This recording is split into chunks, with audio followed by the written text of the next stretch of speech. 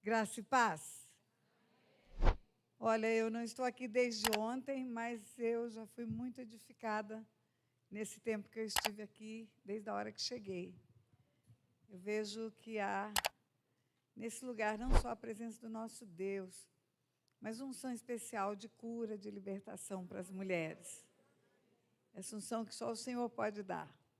Se o Filho vos libertar, verdadeiramente sereis livres. É uma honra estar aqui, uma alegria. É uma alegria. Cada vez que o Senhor me leva a um novo lugar, a uma nova congregação, da única igreja que Ele tem na face da terra, eu me alegro, eu digo, Pai, eu vou conhecer agora um pouco mais da minha família, com quem eu viverei toda a eternidade. Então, a notícia que eu te dou, você nunca mais vai ficar livre de mim. Nós vamos viver juntas, por toda a eternidade. Essa é a promessa do Pai, e eu creio em tudo que o Pai diz. A palavra que Deus deu para hoje, ela está no primeiro livro de Samuel, do profeta Samuel. Eu vou fazer uma leitura longa, e eu vou pedir a você que não leia, escute. A fé vem pelo ouvir a palavra de Deus. E às vezes, quando estamos procurando, nós nos distraímos e não ouvimos. E às vezes nós continuamos a leitura quando já deveríamos ter parado. E a fé não vem pelo procurar, a fé vem pelo ouvir. Escute a palavra de Deus. Houve um homem de Ramataim Zofim, da região montanhosa de Efraim, cujo nome era Eucana, filho de Jeroão, filho de Eliú, filho de Tou, filho de Zufi, efraimita. Tinha ele duas mulheres. Uma se chamava Ana e a outra Penina. Diga, duas mulheres. Penina tinha filhos, Ana, porém, não os tinha. Este homem subia da sua cidade de ano em ano a adorar e a sacrificar ao Senhor dos Exércitos em Siló. Estavam ali os dois filhos de Eli, Ofni e Finéias, como sacerdotes do Senhor. No dia em que Eucana oferecia seu sacrifício, dava ele porções deste a Penina, sua mulher, e a todos os seus filhos e filhas. Diga, filhos e filhas. Ana, porém, dava porção dupla, porque ele a amava, ainda mesmo que o Senhor a houvesse deixado estéril. A sua rival a provocava excessivamente para a irritar, porquanto o Senhor lhe havia cerrado a madre. Diga, rival. E assim ele o fazia de ano em ano, e todas as vezes que Ana subia à casa do Senhor, a outra a irritava pelo que chorava e não comia. Diga, a outra. Então, Eucana, seu marido, lhe disse, Ana, por que choras? Por que não comes? Por que estás de coração triste? Não sou eu melhor do que 10 filhos? Após terem comido e bebido em Siló, estando Eli sacerdote, assentado numa cadeira junto a um pilar do templo do Senhor, levantou-se Ana e com amargura de alma orou ao Senhor e chorou abundantemente. Diga, amargura de alma. E fez um voto, dizendo, Senhor dos Exércitos, se benignamente atentares para a aflição da tua serva, e de mim te lembrares, e da tua serva te não esqueceres, e se deres um filho varão ao Senhor, o darei por todos os dias da sua vida, e sobre sua cabeça não passará navalha. Demorando-se ela no orar perante o Senhor, passou ele a observar-lhe o movimento dos lábios. Porquanto Ana só no coração falava. Seus lábios se moviam, porém não se lhe ouvia voz nenhuma. Por isso, Eli a teve por embriagada. Ele disse, até quando estarás tu embriagada? Aparta de ti esse vinho. Porém, Ana respondeu, não, Senhor meu, eu sou mulher atribulada de espírito. Diga, atribulada de espírito. Não bebi vinho nem bebida forte, porém venho derramando a minha alma perante o Senhor. Não tenhas, pois, a tua serva por filha de Belial, porque pelo excesso da minha ansiedade e da minha aflição é que tenho falado até agora. Diga, excesso de ansiedade e de aflição. E continua o texto dizendo, então lhe respondeu Eli, vai-te em paz. O Deus de Israel te conceda a petição que lhe fizeste. E disse ela, acha a tua serva mercê diante de ti. E assim a mulher foi, e o seu caminho comeu, e o seu semblante já não era mais triste. Levantaram-se de madrugada e adoraram perante o Senhor, e voltaram, e chegaram à sua casa Ramá. Eucana coabitou com Ana, sua mulher, e lembrando-se dela o Senhor, ela concebeu. E passado o devido tempo, teve um filho, a que chamou Samuel, pois dizia do Senhor o pedi. Subiu Eucana, seu marido, com toda a sua casa, a oferecer o sacrifício anual e a cumprir o seu voto. Ana, porém, não subiu. E disse a seu marido: quando for o menino desmamado, levá-lo-ei para ser apresentado perante o Senhor e para lá ficar para sempre. Respondeu-lhe Eucana, seu marido: faz o que melhor te agrada. Fica até que o desmames, tão somente confirme o Senhor a sua palavra. Assim ficou a mulher e criou o filho ao peito, até que o desmamou. Havendo-o desmamado, levou consigo com um novilho de 3 anos, um éfa de farinha, um odre de vinho, e o apresentou à casa do Senhor, a Siló. Era um menino ainda muito criança. Imolaram o novilho e trouxeram o menino a Eli. E disse ela: ah, meu senhor, tão certo como vives, eu sou aquela mulher que aqui esteve contigo orando ao Senhor, porque por este menino orava eu, e o Senhor me concedeu a petição que eu lhe fizera, pelo que também o trago como devolvido ao Senhor, e por todos os dias que viver, pois do Senhor o pedi, e eles adoraram ali o Senhor. Depois disso, Ana cantou um cântico. Não vou ler o cântico todo, que está no capítulo 2, mas vou ler o versículo 6, que diz: o Senhor é que tira a vida e a dá, faz descer a sepultura e a faz subir.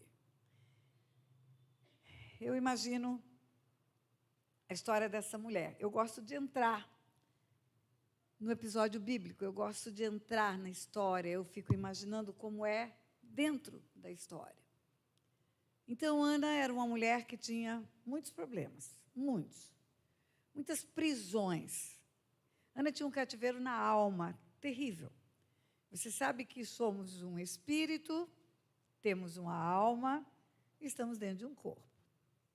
O espírito é a nossa porção eterna, feita por Deus para conectar-se com o mundo espiritual. Feito por Deus para conectar-se com o Pai, com o Filho e com o Espírito Santo, com os anjos de luz.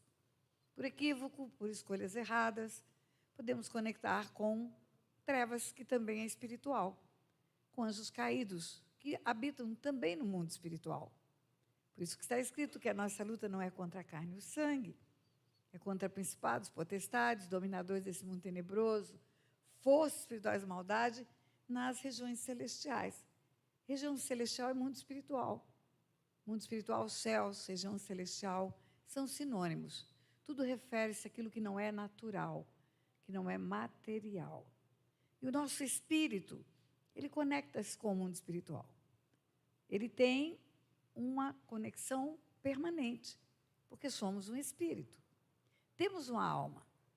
Quando Deus diz lá no princípio do princípio, não é bom que o homem esteja só. O homem não estava só. Deus ia na viração do dia conversar com o homem. E quem está com Deus não está só. Acabamos de ver um teatro aqui, onde a presença de Deus supriu todas as necessidades. Deus fala só de outros semelhantes, porque a nossa alma é a nossa porção, que também é sobrenatural, também é invisível, mais real, e que foi formada por Deus para termos conexões com outras pessoas. É na alma que temos sentimentos, temos emoções. Nosso intelecto está na nossa alma. Tudo que aprendemos, tudo que estudamos, tudo que está na nossa mente intelectual, está na nossa alma. E as nossas almas fazem as escolhas. Por isso que em Ezequiel 18 está escrito: a alma que pecar, essa morrerá. É a alma que vai levar o homem para o inferno pelas escolhas erradas. É a alma que faz tomada de decisões. E o corpo é o que é visível, o que é palpável, perceptível em exames de toda a natureza, que envelhece, que vai voltar para o pó. Podemos adoecer no corpo, na alma, no espírito. Podemos adoecer em qualquer uma dessas 3 dimensões. Muitas pessoas estão de máscaras aqui porque têm, de novo, uma preocupação com um vírus chamado Covid, e que pode matar o corpo, pode fazer enfermidades no corpo, dificuldade para respirar, baixo paladar, falta de olfato. É carne, é corpo. Envelhecemos no corpo. Você me vê sentada em muitas pregações, não foi sempre assim. Foi desde uma queda que eu tive, danificou meu joelho, outra queda danificou o ombro, lesionou o ombro. Caio muito até hoje, eu tenho que tomar muito cuidado, o pé é muito pequenininho, o quadril é grande, é como se fosse um copo, assim, gordo em cima e fino embaixo. Qualquer encostado ele vira. É corpo. O dano é no meu corpo, não é nem na minha alma, nem no meu espírito. Mas podemos adoecer na alma também. Nós podemos ter enfermidades na alma. Existem pessoas que têm gastrite, porque tem excesso de ácido gástrico, porque está nervosa, porque perdeu um casamento, perdeu um negócio. Sofrimento adoece a alma. Os psiquiatras, psicólogos sabem disso. São as doenças psicossomáticas. Mas também existem doenças pneumossomáticas. O espírito adoecendo o corpo. Doenças espirituais, sim, doenças espirituais. A Bíblia conta em Lucas, capítulo 13, uma mulher que estava presa por um espírito de enfermidade. Está escrito lá. Ela estava encurvada, fazia 18 anos, porque havia um espírito de enfermidade que a mantinha corcunda. E quando o demônio sai, a mulher anda, endireita. Também em Lucas, capítulo 11, é contada a história de um menino que era surdo-mudo. E quando o demônio sai, o menino fala e ouve. Não era uma doença física, nem da mulher corcunda e nem do menino surdo-mudo. Era uma doença espiritual, eram doenças espirituais. Não adiantaria levar aquela mulher para um ortopedista ou um fisioterapeuta para endireitar a sua coluna. Não endireitaria nunca, porque era espiritual, era no espírito tocando no corpo. E o menino surdo-mudo também. Não adiantaria levá-lo para um otorrinolaringologista, para uma fonoaudióloga, não iria resolver, era preciso que o demônio saísse. Então, podemos ficar presos no corpo por enfermidades, podemos ficar presos na alma e no corpo, porque a alma adoece o corpo, e no espírito e no corpo, porque o espírito adoece o corpo. Podemos ficar presos em enfermidades por causa de pecado. Sim, por causa de pecado.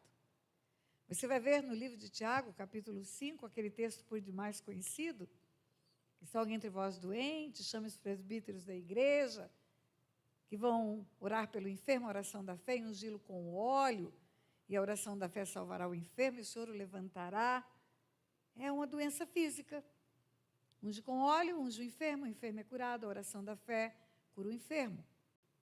Mas tem em seguida, depois de um ponto e vírgula, que é uma paradinha para falar algo correlato, mas não a continuação do texto. E lá diz, se tiverem cometido pecado, seriam perdoados, confessai os vossos pecados uns aos outros, e orai uns pelos outros para serem curados. Pode muito em sua eficácia a súplica do justo. Espera aí, tem que ungir com óleo, o presbitério orar, depois confessar pecados, e os justos todos, que são aqueles justificados pelo sangue de Jesus, orarem para ter eficácia e a cura? Não, está falando de duas enfermidades diferentes. Uma enfermidade física, que a oração da fé, feita por líderes e unção com óleo, vai curar. E a outra, depois do ponto e vírgula, é uma doença resultante de pecado. Se houver cometido pecado, seriam perdoados. Confessai os vossos pecados uns aos outros, e orai uns pelos outros para serem curados. Na segunda hipótese, no final do versículo, está falando de outra doença, de doença resultante do pecado. E é só o arrependimento e a confissão que vai resolver. Não vai adiantar ungir com óleo, pode colocar numa banheira de óleo, que não vai resolver.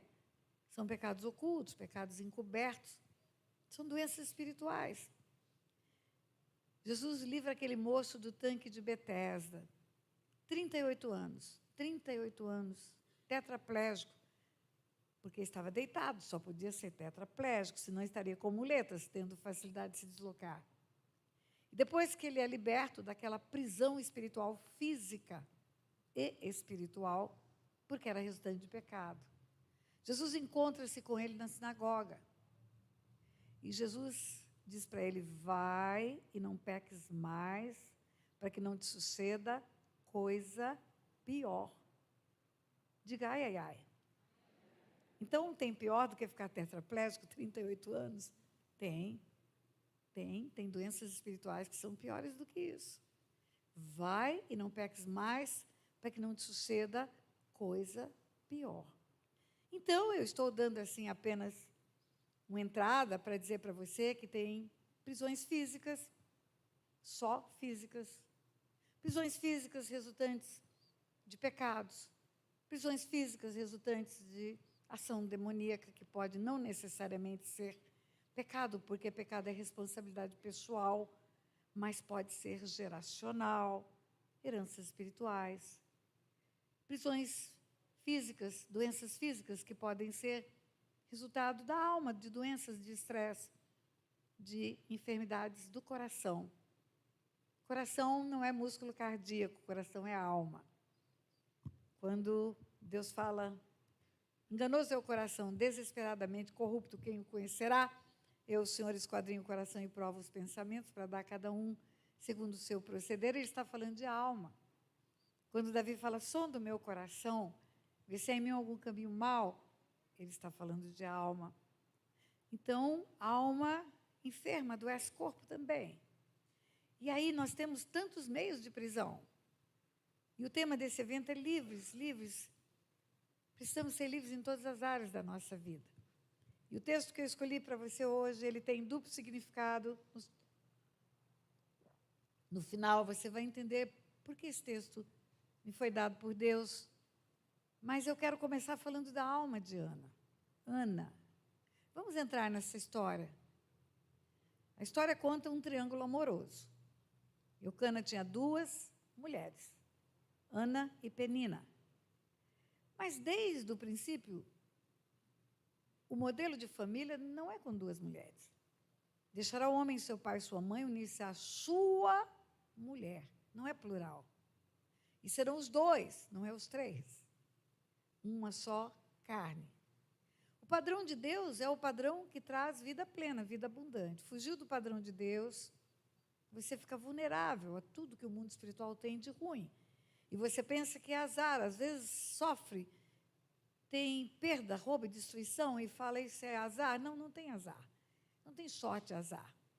Tem ação daquele que vem para matar, roubar e destruir, que é o príncipe das trevas, e tem a ação de Deus, que vem para dar vida e vida em abundância. Então, quando descumpre a palavra de Deus, quando está fora do alinhamento, abre portas e o inimigo mata, rouba e destrói. Entra por elas. E duas mulheres, por mais que tenha justificativa para o pecado é pecado. Nós atendemos pessoas, temos um Ministério de Cura e Libertação há quase 4 décadas. Atendemos muitas pessoas. Acabamos de vir de um SILC agora, um seminário intensivo de libertação e cura que fazemos, imersão total, pessoas expostas à palavra de Deus por 5 dias, 4 dias e meio, depois atendidas individualmente. E muitas delas chegam querendo ajuda, mas não chegam com arrependimento do pecado. Elas chegam justificando o pecado. Justificativa do pecado não resulta em cancelamento do pecado. Arrependei-vos e convertei-vos para serem cancelados os vossos pecados. É só o arrependimento que produz o cancelamento do pecado. Porque é só o arrependimento que promove a liberação da graça de Deus. Onde abundou o pecado, superabunda a graça. Uma pessoa é maior do que o seu erro, por pior que seja o pecado dela, o arrependimento é eficaz para liberar a graça de Deus. Mas sem arrependimento, só com justificativa do pecado, a graça não chega. Então, a maioria das pessoas justificam o pecado. Talvez Eucana tivesse uma boa justificativa. Eu sou um homem que vivo num tempo em que é preciso ter muitos filhos, é preciso ter uma prole numerosa, e eu tenho uma mulher estéril, e Ana é estéril, e eu preciso ter filhos. Eu preciso ter uma descendência. E aí ele arruma a outra, que a Bíblia chama de rival, que chama de outra, era parideira, um um ventre bom para conceber. A Bíblia diz que ela tinha filhos e filhas, e usa o termo plural. Então, Ana era estéril e Penina era fértil. E que fertilidade! Filhos e filhas. E a Bíblia conta a história dessa família. Então, o primeiro problema de Ana era a esterilidade. Esterilidade, opróbrio. No elenco de bênçãos e de maldições, estava lá como uma das maldições, esterilidade. E maldição, queridos, não é um ato de Satanás voluntariamente, independente da permissão de Deus. Maldição é um ato de Deus. É Deus quem amaldiçoa. Quem fala para Caim, onde está Abel, teu irmão? E Caim responde, acaso sou eu o tutor do meu irmão? E Deus fala para ele, és agora, pois, maldito sobre a terra, cuja boca se abriu para receber das tuas mãos o sangue do teu irmão. Quem amaldiçoa Caim? Deus.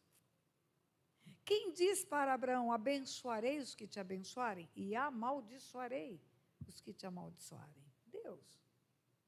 Quem que termina o Velho Testamento dizendo que se não houver conversão dos pais aos filhos e dos filhos aos pais, ele virá ferir a terra com maldição? Deus. Então, maldição não é um ato do diabo, porque está brincando de amaldiçoar. É um ato de Deus. Uma permissão de Deus. Maldição sem causa não se cumpre. E nós, às vezes, focamos as maldições quando deveríamos focar as causas. Por que está acontecendo isso? Que porta foi aberta? Aonde? Em qual geração? Maldição tem na Bíblia do Gênesis ao Apocalipse.